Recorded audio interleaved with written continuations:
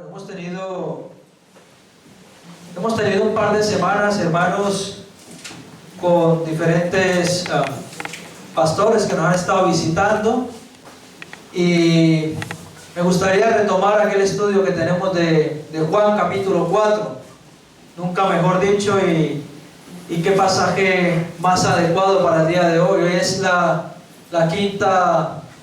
el quinto mensaje de este capítulo del Evangelio de Juan capítulo 4.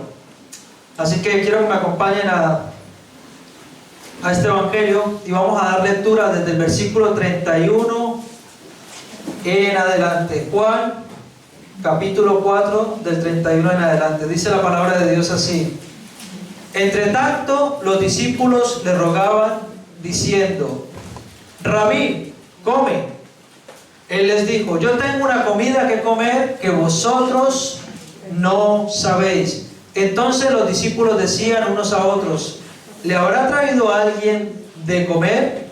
Jesús les dijo: Mi comida es que haga la voluntad del que me envió y que acabe su obra. ¿No decís vosotros: aún faltan 4 meses para que llegue la siega? He aquí os digo: alzad vuestros ojos y mirad los campos, porque ya están blancos para la siega. Quiero que hagamos un breve ejercicio en esta mañana. Quiero que levantes tu mirada, que alces tu vista y mires y te des cuenta que los campos ya están listos para la siega. Levanta un momento y mira. Ya están los campos listos para la siega. Continúa diciendo el Señor Jesús: Y el que siega recibe salario y recoge fruto para vida eterna, para que el que siembra goce juntamente con el que siega. Porque en esto es verdadero el dicho: uno es el que siembra y otro es el que siega. Yo os he enviado a segar lo que vosotros no labrasteis. Otros labraron y vosotros habéis entrado en sus labores. Y muchos de los samaritanos de aquella ciudad creyeron en él por la palabra de la mujer, que daba testimonio diciendo: Me dijo todo lo que he hecho. Entonces vinieron los samaritanos a él y le rogaron que se quedase con ellos. Y se quedó allí 2 días. Y creyeron muchos más por la palabra de él. Y decían a la mujer: Ya no creemos solamente por tu dicho, porque nosotros mismos hemos oído y sabemos que verdaderamente este es el Salvador del mundo, el Cristo. Gloria a Dios. Dile a la persona que tienes allí a tu lado: ¿quién es Jesús? Pregúntale. Es una pregunta tremenda, ¿verdad? ¿Quién es Jesús? Y es que así hemos titulado nosotros esta serie de sermones, hermanos, con esa cuestión que puede suscitar en nuestros corazones, en lo más íntimo de nuestra alma y nuestro ser. ¿Quién es Jesús? Y hemos dicho que Jesús es quien viene a mi encuentro, que Jesús es quien tiene el agua que sacia mi sed, que Jesús es el agua de vida, que Jesús es quien me confronta con la verdad, que Jesús es quien sabe todo de mí, que Jesús es quien me muestra dónde adorar, quien revela a quién adorar, quien revela cómo adorar, quien revela al Mesías, se revela a sí mismo, quien tiene el control de la situación, quien debe ser anunciado. Y en esta mañana quiero destacar 2 aspectos más de quién es Jesús. En primer lugar, Jesús es quien nos enseña cuál es la prioridad. Miren, hermanos, los discípulos venían a buscar alimento. Seguramente estarían en ayunas y ya habían mostrado la preocupación porque el Señor no comía nada.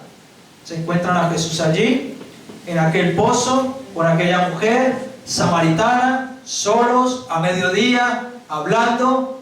Y los discípulos habían ido a buscar alimentos al pueblo y se preguntarían: ¿qué estaba haciendo el Señor allí? Ante la necesidad física, Jesús antepone la espiritual, tal y como le dijo a la mujer samaritana en el versículo 14, que dice: mas el que bebiere del agua que yo le daré, no tendrá sed jamás, sino que el agua que yo le daré será en él una fuente de agua que salte para vida eterna. Jesús está más interesado en nuestra vida espiritual que en nuestras necesidades más importantes de nuestro día a día.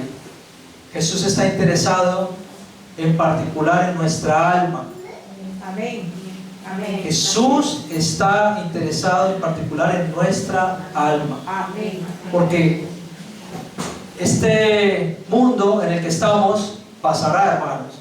Y esta efímera y corta vida se irá. Pero los que confían en el Señor, hermanos, van a tener una vida gloriosa y eterna al lado de Él. Y esa tiene que ser nuestra esperanza y la fe que nosotros debemos depositar en el Señor. Jesús en 2 ocasiones fue tentado. Al tentador le dijo: no solo de pan vivirá el hombre. Para Jesús era más importante ganar el alma de aquella samaritana que comer. Así es. Los discípulos estaban preocupados por comer físicamente, mientras Jesús estaba preocupado por ganar aquella alma. El Señor nos ayude a tener ese tipo de discernimiento, hermanos. Amén. Jesús también le dijo a sus padres allí en Lucas 2:49: ¿no sabíais que en los asuntos de mi Padre me es necesario estar? No sé si se acuerdan de aquella escena donde el Señor Jesús a los 12 años dice que se perdió de aquella caravana que iba de regreso a su ciudad, a su pueblo natal, y se quedó allí en Jerusalén. Resulta que cuando se dieron cuenta 2 días después que Jesús no estaba con ellos, fueron a buscarle y lo encontraron en el templo debatiendo con aquellos fariseos religiosos, con los escribas, con aquellos tontos de la ley. Allí estaba Jesús, y Jesús le dice a sus padres: ¿no sabíais que en los asuntos de mi Padre me es necesario estar? Yo quiero hacerte una pregunta en esta mañana. ¿Qué es más importante para ti? ¿Tus asuntos o los asuntos de tu Padre? Una buena pregunta, ¿verdad? Sí. Y debemos reflexionar, porque estoy seguro, hermanos, que en muchas ocasiones, por no decir un alto porcentaje, es más importante nuestros asuntos que los asuntos de nuestro Padre. Amén. Y es un error, es un error garrafal, porque cuando centramos nuestros asuntos y los anteponemos por los asuntos de Dios, entonces hemos invertido el principio que el Señor nos muestra. El hacer la voluntad y acabar la obra que el Padre le había enviado a hacer, esa era la prioridad de nuestro Señor Jesús. Fíjense lo que dice Juan 4:35. ¿No decís vosotros, aún faltan 4 meses para que llegue la siega? He aquí os digo, alzad vuestros ojos y mirad los campos, porque ya están blancos para la siega. Hermanos, debemos tener discernimiento espiritual, debemos ser sensatos con el Señor, tener responsabilidad, ser diligentes para con Dios y para con su obra, y darnos cuenta que es un tiempo en el cual el Señor quiere avivar su iglesia. Amén. Y déjame decirte algo en relación a las prioridades. Si te ocupas primero de tus prioridades y dejas al Señor en segundo lugar, la respuesta para tus prioridades se van a tardar más. Pero cuando te ocupas de las cosas de Dios, Dios se va a ocupar de las tuyas. Amén. Porque así lo hace el Señor. Dios no es deudor de nadie. Y el Señor está interesado en nuestra alma, en nuestras necesidades también. Yo no sé si han escuchado una ilustración de aquel profesor de filosofía que sacó un bote y empezó a hacer a modo de ilustración con sus alumnos una enseñanza. Y entonces en aquel bote empezó a meter pelotas de golf. Y cuando ya estaba el bote a reventar de pelotas de golf, preguntó a todos sus estudiantes: ¿qué les parece? ¿El bote está lleno o está vacío? Y entonces todos dijeron: el bote está lleno. Entonces aquel profesor dijo: vale, ahora vamos a ver otra cosa. Sacó un montón de canicas y empezó a meterlas en el bote por los laterales, por donde cabían. Y cuando ya estaba lleno de pelotas de golf y de canicas, volvió a preguntar a todos sus estudiantes: ¿qué les parece? ¿El bote está lleno o está vacío? Aquellos estudiantes dijeron: bueno, está lleno. Y aquel profesor de filosofía nuevamente sacó una bolsa con arena y empezó a echar arena por los laterales de aquel bote, mientras todo el bote se cubría de arena con las bolas de golf, con las pelotas de golf y con las canicas. Y por tercera vez preguntó: ¿qué les parece ahora? ¿Está lleno el bote o está vacío? Y todos estaban ya, bueno, medio sonrientes, diciendo: ¿qué querrá enseñarnos aquel profesor, verdad? No, está lleno, está lleno. Por último, sacó un par de tazas de café y empezó a echarlo encima del bote que estaba lleno con pelotas de golf, con canicas y con arena. Y las derramó encima de aquel bote y les dijo: ¿qué les parece ahora? ¿Qué creen? ¿Que el bote está lleno o está vacío? Y todos dijeron: el bote está lleno. Entonces aquellos estudiantes estaban inquietos, decían: ¿qué será lo que nos quiere enseñar este profesor? El profesor empezó a hacer una metáfora de aquella ilustración, empezó a hacer una comparación, a ilustrarlo de la siguiente manera. Dijo: las pelotas de golf, las cosas grandes, así es la vida. Las pelotas de golf son las cosas grandes, son las cosas que más nos importan a nosotros: nuestra vida en el hogar, nuestros hijos, nuestra salud. Las canicas vienen a ser como aquello quien dice el trabajo, nuestra economía, aquellas cosas que necesitamos para continuar viviendo. La arena son aquellas otras cosas con las cuales vamos rellenando nuestro día a día, la rutina diaria. Y por último está el café. Y entonces le preguntaron: vale, ¿y el café qué representa? Digo: porque siempre es un buen momento para tomar un café con un buen amigo. Hermanos, y aunque esta ilustración parece un poco superficial, yo la traía al plano espiritual y decía: ¿y qué si aquellas pelotas de golf son nuestra relación con el Señor? ¿Y qué si de aquellas pelotas de golf son nuestra vida de oración, de estudio de la palabra, de diligencia para con nuestro Señor? Estoy seguro, hermanos, que si fuese así, nuestra vida cambiaría, sería totalmente diferente. El problema que hay es que en muchas ocasiones aquel bote nosotros lo llenamos, aquel bote que representa nuestra vida la llenamos de arena, de un montón de cosas que realmente no son importantes. Y nos preocupamos y nos paramos y estamos siempre mirando el problema y eso nos detiene. Y no nos damos cuenta que hay pelotas de golf que podemos meter en aquel bote para que llenen lo que realmente importa, que es nuestra relación para con nuestro Señor. Hermanos, es importante que pongamos a Dios como prioridad. Aquellas canicas representarían lo que más nos importa a nosotros, y de aquellas canicas el Señor se va a ocupar. Déjame decirte en esta mañana, de parte de Dios, Dios tiene el control de todas las cosas. Dios es soberano. Él no se ha olvidado de ti, Él no se ha olvidado de tus lágrimas. Dios te ha visto en la intimidad, Él conoce lo que hay en tu corazón. Él no es un Dios ajeno a tu necesidad. El Señor tiene el control, hermanos. Pero deja de mirar esa situación que te está alejando de Dios. Así que en segundo lugar, Jesús es el Salvador del mundo. Ahora, no solo las samaritanas, sino también los habitantes de su pueblo tenían revelación completa de que este hombre, aquel judío que estaba con sed y había ofrecido a la mujer un agua que le saciaría su sed para siempre, era el Cristo, el Mesías, era el Salvador del mundo. Hermano, qué tremendo y qué verdad tan enorme el poder saber que Cristo, que Jesucristo, que Dios hecho carne, se reveló a un mundo que estaba en tinieblas. Amén. Aquella luz resplandeció sobre todos nosotros Amén. y vino para darnos salvación y vida eterna.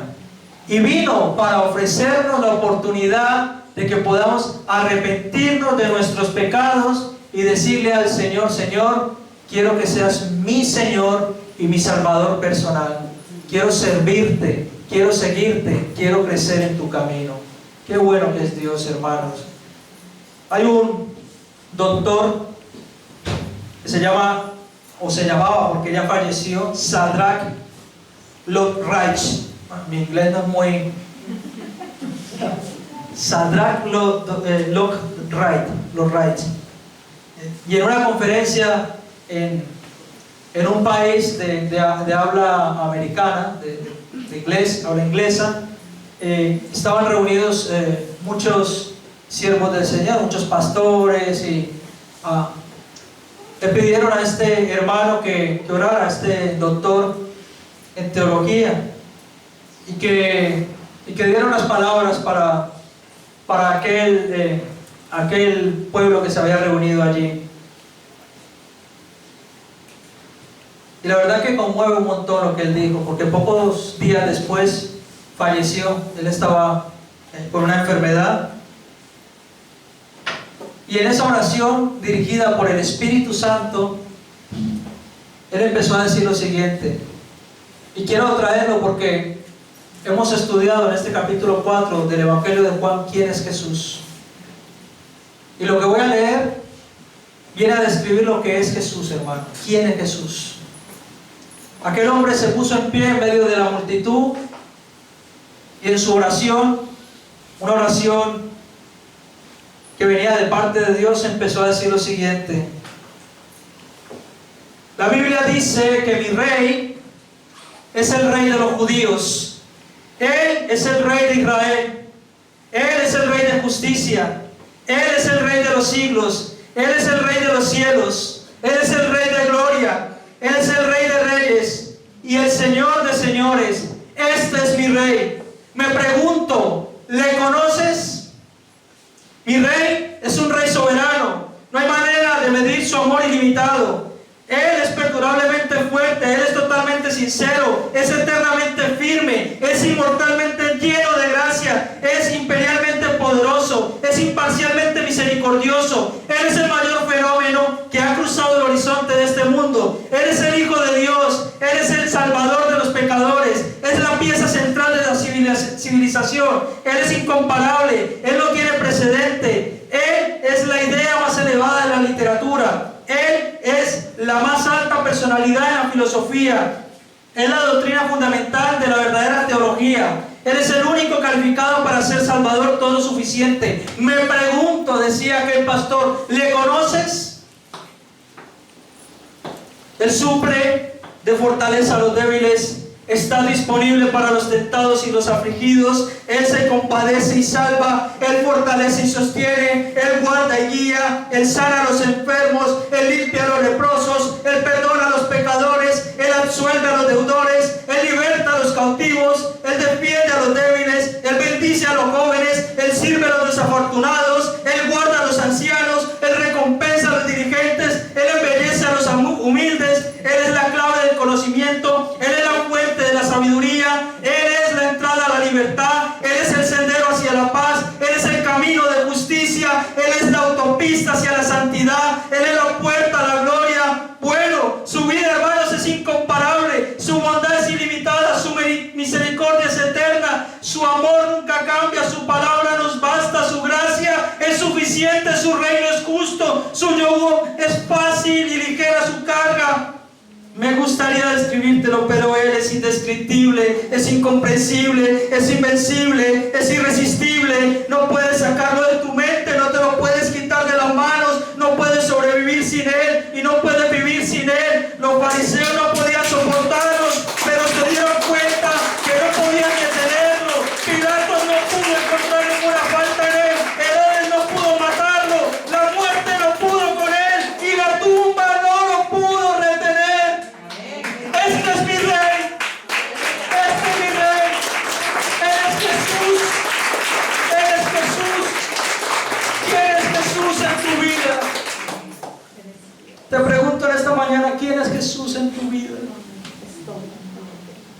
Ni siquiera estas palabras tan emotivas llegan a describirlo en un bajo porcentaje, hermanos. Jesús es mucho más que esto. Amén. Amén. Jesús es el Rey de Reyes y Señor de Señores. Amén. Y yo te animo en esta mañana a que lo hagas personal en tu vida, Amén. a que le conozcas, que su Espíritu Santo te revele la vida de Cristo.